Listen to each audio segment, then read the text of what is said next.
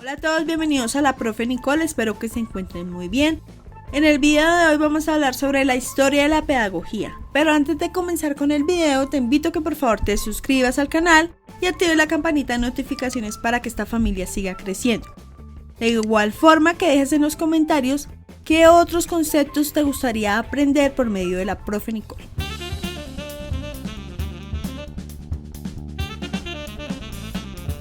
Vamos a comenzar con el video. La diferencia entre la historia de la educación y la pedagogía radica en que la primera apareció como acción espontánea y natural, surgiendo después el carácter intencional y sistemático que le da a la pedagogía a la educación. Por lo que vamos a realizar un breve recorrido por las diferentes épocas y etapas que transcurrió en la educación para una mejor comprensión de la diferencia entre ambas disciplinas. La pedagogía hace su aparición en la escena educativa en el momento de refinar técnicas y métodos para transferir un conocimiento, así como teorizar sobre los hechos educativos que se presentan en cada momento histórico. La historia de la educación va de la mano con la evolución del ser humano. No existe ninguna sociedad, por primitiva que sea, que no se tenga presente o que no se presente la educación, comenzando por la transferencia de simples saberes conocidos a las nuevas generaciones para su perpetuación continua, hasta el establecimiento de hábitos y costumbres, desembocando en culturas complejas transformadas en sociedades. En las culturas y sociedades no se presentan únicamente tradiciones y sincretismos, sino que todo esto se convierte en una gama de concepciones religiosas, filosóficas y tecnológicas, que son la base idiosincrasia de cada país. Todo esto funciona en la concepción pedagógica actual y por lo tanto es lo que le da vida y sentido a la pertenencia del acto educativo. Orígenes. La educación tiene su origen en las comunidades primitivas y el punto de referencia se encuentra cuando el ser humano pasa del nomadismo al sedentarismo, ya que la caza y la recolección son las principales fuentes de alimento, supervivencia, y los elementos principales que influyen para abandonar el carácter errático del ser humano y que está establecido en lugares estratégicos para proveer de alimentos a la comunidad. En este momento en que comienza la transmisión de saberes entre los integrantes de una misma comunidad, padres a hijos, y por lo tanto de las primeras ideas pedagógicas al aplicar técnicas y métodos austeros para hacerse de provisiones. La complejidad de la educación comienza a aparecer por la comunicación, que se establece a través del intercambio de mercancías entre diferentes grupos de diversos lugares. Por otro lado, también se origina la división de clases sociales de forma incipiente y rudimentaria que marcará en siglos posteriores a la educación. Los métodos de enseñanza más antiguos se encuentran en el Antiguo Oriente, India, China, Persia y Egipto, así como en Grecia antigua. La similitud educativa entre estas naciones radica en que la enseñanza se basaba en la religión y el mantenimiento de las tradiciones de los pueblos. Egipto fue la sede de los principales conocimientos científicos como la escritura, ciencias, matemáticas y arquitectura. La educación en la antigua China se centraba en la filosofía, la poesía y la religión. De acuerdo con las enseñanzas de Confucio y Lao Tse, el sistema chino de un examen civil, iniciado en este país hace más de 2000 años, se ha mantenido hasta el presente siglo, pues, en teoría, permite la selección de los mejores estudiantes para los puestos más importantes del gobierno. Persia se encargaba de priorizar el entrenamiento físico que después le secundó Grecia con la gimnasia. Grecia es el lugar en la parte del pensamiento occidental con Sócrates, Platón, Aristóteles, Aristófanes, Demócrito e Isócrates. El objetivo griego era alcanzar la perfección con la enseñanza de disciplinas como la música, estética, poesía, literatura, gimnasia y filosofía. Dentro del desarrollo del mundo occidental se encuentra también una ciudad muy importante, la antigua Roma, lugar en el cual se dio origen a la lengua latina, la literatura clásica, la ingeniería, el derecho, la administración, la arquitectura y la organización del gobierno. en este caso la política. Los métodos romanos en los que se basaba la educación eran conocidos como trivium, retórica, gramática, dialéctica. En esta época es donde se establece el papel maestro-alumno, con Marco Fabio Quintiliano como el principal pedagogo romano. Marco Fabio asignaba un valor a las actitudes naturales de los niños. En su opinión, la torpeza y la incapacidad son fenómenos raros. En el siglo VIII, los árabes conquistaron la península ibérica y surgieron las escuelas musulmanas, siendo la de mayor apertura e inclusión al mundo occidental de la primera escuela con carácter de Universidad de la Córdoba, España. Posteriormente, el avance de la división de poderes y clases sociales se estratifica la educación, quedando claramente plasmada durante la época medieval y en el origen del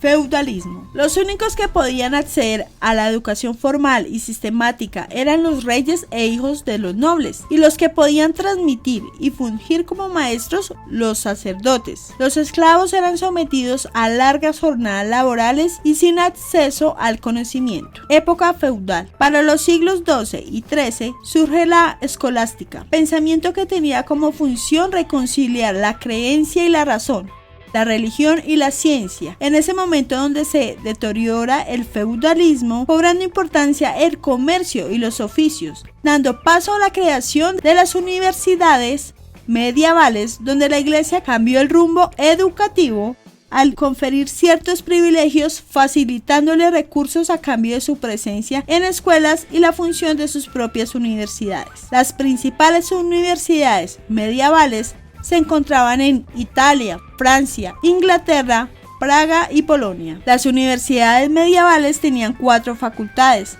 En la facultad preparatoria o artística, facultad de artes, se enseñaba 7 artes liberales. Esta facultad tenía el carácter de escuela media y en ella la duración era de 6 a 7 años. Al terminar los estudios, los egresados recibían el título de maestros en artes. Después se podía continuar los estudios con otras facultades que eran fundamentales, como la teología, la medicina o la de jurisprudencia. Esos estudios duraban entre 5 o 6 años y en ellas se recibía el título de doctor. El tipo principal de esta actividad docente en las universidades era la lectura de conferencias. El profesor leía por un libro de texto y lo comentaba. También se organizaban debates sobre la base de las tesis, ponencias que se asignaban para ser examinadas. Los hijos de los campesinos y artesanos quedaban relegados de este tipo de instrucción, al igual que no estaban de acuerdo con el carácter monopólico de la Iglesia, por lo que crearon sus propias escuelas, instruyendo a sus hijos en sus propias casas o talleres, enseñándoles a escribir, cálculo y hablar su idioma natal. Durante el siglo XIV al siglo XVI surge el movimiento del Renacimiento, etapa en la cual surgen las nuevas formas de concebir el mundo y el lugar del humano en este, así como en el periodo en el que se comienzan a ver avances científicos y tecnológicos. Acá podemos ver invención de la imprenta, descubrimiento de América, trazo de vías marítimas hacia la India. Ahora vamos a hablar sobre la Reforma.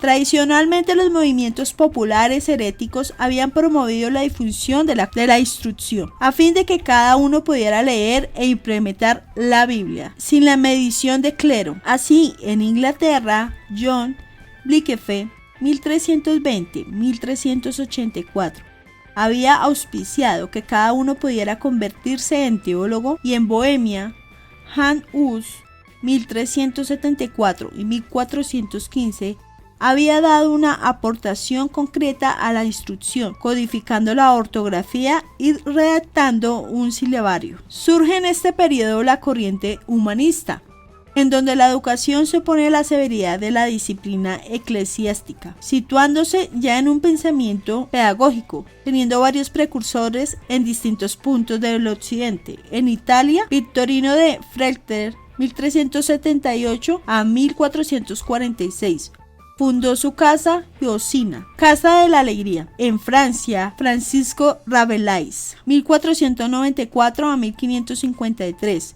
en su conocida obra Gargantúa, Pantagruel, Juan Luis Vives con el Tratado de la Enseñanza. En Inglaterra, Tomás Moro, 1478 a 1535, quien planteó la idea de la unión del trabajo con la enseñanza teórica, y esto quedó reflejado en su máxima obra Utopía. Los utopianos no le dedicaban más de 6 horas al trabajo, para poder utilizar el tiempo sobrante del trabajo material a alguna ocupación preferible según su propio gusto. Muchos le dedicaban al estudio de las letras. Es interesante la propuesta de colocar la instrucción junto al trabajo agrícola y artesanal. Contrarreforma. En Suiza, Urins Wilkling, 1484-1531, publica un libreto para la instrucción de la educación cristiana de los niños.